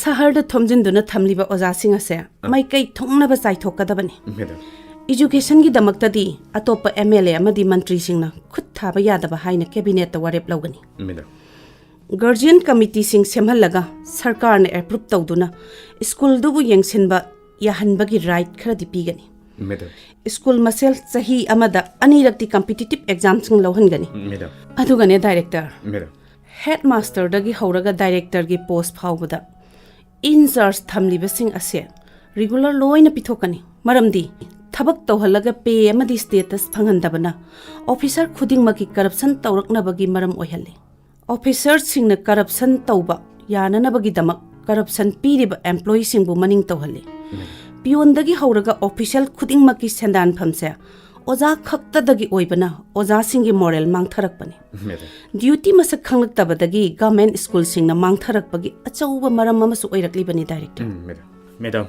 ꯃꯦꯗꯥꯝꯅ ꯈꯨꯟꯅꯥꯏꯁꯤꯒꯤꯗꯃꯛꯇꯗꯤ ꯀꯔꯤ ꯇꯧꯕꯤꯒꯦꯅꯗꯤ ꯈꯟꯕꯤꯔꯤꯒꯦ ꯃꯦꯗꯥꯝ ꯉꯁꯤꯒꯤ ꯈꯨꯟꯅꯥꯏ ꯑꯁꯤꯗ ꯑꯦꯋꯥꯔꯅꯦꯁ ꯄ꯭ꯔꯣꯒ꯭ꯔꯥꯝꯁꯤꯡ ꯀꯨꯡꯅ ꯄꯥꯡꯊꯣꯛꯇꯨꯅ ꯑꯃꯥꯡ ꯑꯇꯥ ꯑꯃꯗꯤ ꯃꯈꯣꯏꯒꯤ ꯊꯧꯗꯥꯡ ꯑꯗꯨꯒ ꯏꯀꯣꯅꯣꯃꯤ ꯄꯣꯂꯤꯁꯤꯅꯆꯤꯡꯕꯒꯤ ꯅꯣꯂꯦꯖ ꯄꯨꯝꯅꯃꯛꯇ ꯈꯪꯍꯟꯒꯅꯤ ꯆꯍꯤ ꯑꯃꯇꯪꯒꯤ ꯃꯇꯝꯗꯅꯤ ꯃꯆꯥꯕꯨ ꯐꯍꯟꯕ ꯍꯦꯛ ꯉꯝꯕꯒ ꯁꯥꯇ꯭ꯔꯅ ꯄꯥꯊꯣꯛꯂꯒꯗꯕꯅꯤ ꯑꯗꯨꯒ ꯊꯥ ꯑꯍꯨꯝ ꯈꯨꯗꯤꯡꯒꯤ ꯆꯦꯐꯣꯡ ꯑꯃ ꯆꯥꯡ ꯅꯥꯏꯅ ꯐꯣꯡꯂꯗꯨꯅ ꯁꯔꯀꯥꯔꯅ ꯀꯔꯤ ꯄꯥꯏꯈꯠꯂꯤ ꯁ꯭ꯀꯨꯜꯅ ꯀꯌꯥꯝ ꯐꯒꯠꯂꯕꯒꯦ ꯑꯉꯥꯡꯁꯤꯡꯗꯅ ꯀꯥꯟꯅꯕ ꯀꯌꯥꯝ ꯐꯪꯂꯦ ꯑꯁꯤꯅꯆꯤꯡꯕꯒꯤ ꯏ ꯄꯥꯎꯁꯤꯡ ꯑꯁꯤ ꯑꯔꯥꯞꯄ ꯃꯐꯝ ꯑꯃꯗꯤ ꯑꯅꯛꯄ ꯃꯐꯝ ꯈꯨꯗꯤꯡꯃꯛꯇ ꯈꯪꯕ ꯉꯝꯍꯟꯒꯅꯤ ꯃꯦꯗꯥꯝꯒꯤ ꯋꯥꯈꯜꯂꯣꯟꯁꯤꯅ ꯑꯩꯕꯨ ꯃꯉꯥꯜ ꯑꯃꯗꯤ ꯐꯥꯎꯍꯜꯂꯦ ꯃꯦꯗꯥꯝ ꯑꯩ ꯊꯋꯥꯏ ꯌꯥꯎꯅ ꯍꯣꯠꯅꯖꯒꯦ ꯃꯦꯗꯥꯝ ꯗꯥꯏꯔꯦꯛꯇꯔ ꯃꯦꯗꯥꯝ ꯁꯦꯟꯇ꯭ꯔꯦꯜꯗꯒꯤ ꯁꯅꯥꯒꯨꯝꯂꯕ ꯁ꯭ꯀꯤꯝꯁꯤꯡ ꯑꯁꯤꯅ ꯂꯩꯕꯥꯛ ꯑꯁꯤ ꯍꯦꯛ ꯌꯧꯔꯛꯄꯗ ꯀꯣꯔꯤ ꯂꯣꯏꯅ ꯑꯣꯟꯈ꯭ꯔꯤꯕꯁꯦ ꯑꯃꯨꯛꯇꯗꯤ ꯀꯣꯔꯤꯗꯒꯤ ꯁꯅꯥ ꯑꯣꯜꯍꯟꯁꯤ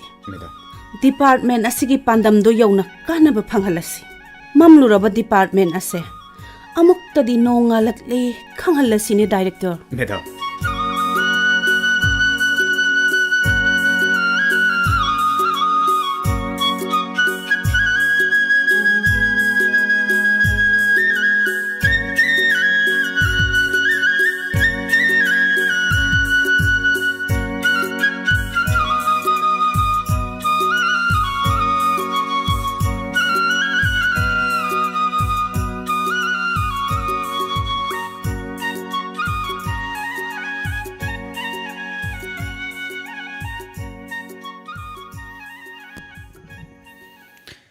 ꯍꯧꯖꯤꯛ ꯇꯥꯕꯤꯈ꯭ꯔꯦ ꯔꯦꯗꯤꯑꯣ ꯂꯤꯂꯥ ꯅꯣꯡꯉꯥꯜꯂꯦ ꯂꯤꯂꯥ ꯑꯁꯤꯗ ꯁꯛꯇꯝ ꯂꯥꯡꯈꯤꯕꯁꯤꯡ ꯂꯣꯌꯥꯒꯤ ꯁꯛꯇꯝꯗ ꯅꯔꯦꯟꯗ꯭ꯔ ꯅꯤꯡꯉꯣꯝꯕ, ꯏꯖꯨꯀꯦꯁꯟ ꯃꯤꯅꯤꯁꯇꯔ ꯐꯤꯔꯦꯞꯄꯒꯤ ꯁꯛꯇꯝꯗ ꯖꯣꯏ ꯕꯤꯗ꯭ꯌꯥ, ꯂꯩꯃꯒꯤ ꯁꯛꯇꯝꯗ ꯄꯨꯅꯦꯁꯣꯔꯤ ꯊꯥꯡꯖꯝ, ꯑꯣꯃꯤꯂꯥꯒꯤ ꯁꯛꯇꯝꯗ ꯕꯤ ꯔꯣꯖꯤ, ꯅꯅꯥꯎꯒꯤ ꯁꯛꯇꯝ ꯂꯥꯡꯈꯤꯕ ꯂꯣꯀꯦꯟ, ꯏꯖꯨꯀꯦꯁꯟ ꯗꯤꯔꯦꯛꯇꯔ ꯑꯃꯒꯤ ꯁꯛꯇꯝꯗ ꯕꯤꯔꯗꯦꯕ ꯌꯥꯡꯂꯦꯝ, ꯄꯥꯎ ꯄꯥꯕ ꯑꯦꯡꯀꯔ ꯑꯃꯒꯤ ꯁꯛꯇꯝꯗ ꯁꯟꯖꯤꯠ ꯁꯥꯏꯈꯣꯝ, ꯂꯤꯂꯥ ꯏꯕ ꯎꯁꯃꯥꯟ ꯒꯥꯅꯤ ꯕꯥꯁꯩ, ꯂꯤꯂꯥ ꯄꯨꯊꯣꯛꯄ ꯖꯦꯝꯁ ꯁꯩꯒ꯭ꯔꯨꯖꯝ, ꯏꯗꯤꯇꯔ ꯑꯃꯗꯤ ꯕꯦꯛꯒ꯭ꯔꯥꯎꯟ ꯃ꯭ꯌꯨꯖꯤꯛꯇ ꯁꯟꯖꯤꯠ ꯁꯥꯏꯈꯣꯝ.